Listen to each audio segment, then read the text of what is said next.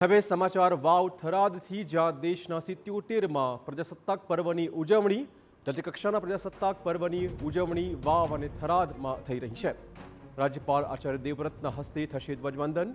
CM Bhupendra પટેલની ઉપસ્થિતિમાં Malupur helipad ground ખાતે આ ઉજવણીનું આયોજન, અલગ અલગ કેડેટની પરેડ અને સાંસ્કૃતિક કાર્યક્રમનું પણ આયોજન કરવામાં આવ્યું છે।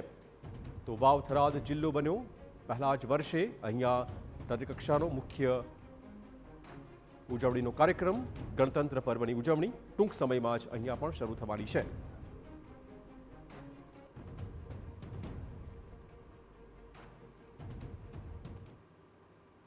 સમગ્ર દેશમાં પ્રજાસત્તાક પર્વની ઉજવણી થઈ રહી છે, ત્યારે રાજ્ય કક્ષાના પ્રજાસત્તાક પર્વની ઉજવણી વાવ થરાદ જિલ્લા ખાતે થઈ રહી છે। જે પ્રકારે અહીંયા થરાદના મલુપુર ખાતે આજે માનનીય રાજ્યપાલના હસ્તે ધ્વજવંદન થશે અને ત્યારબાદ સાંસ્કૃતિક કાર્યક્રમો યોજાશે।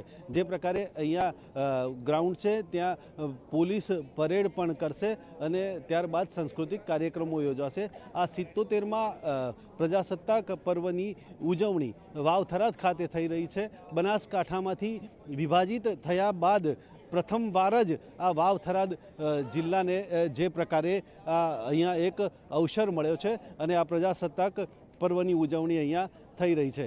એટલે કે જે પ્રકારે વાવ થરાદને મુખ્યમંત્રી દ્વારા વિકાસના કામોની ભેટ પણ અપાઈ છે અને વાવ થરાદ જિલ્લાને જે પ્રકારે અત્યારે જે શણગારવામાં આવ્યો છે, જે રોશની પણ ઝળહળી ઉઠી હતી અને જે પ્રકારે વાવ થરાદ જિલ્લા માટે આ સંપૂર્ણ તૈયારીઓ થઈ રહી છે, ત્યારે વાવ થરાદ જિલ્લા માટે એક આ અનેરો અવસર છે અને આજે પ્રજાસત્તાક પર્વની ઉજવણી છે એ જોરશોરથી થનાર છે। અતુલ ત્રિવેદી, TV9 બનાસકાંઠા।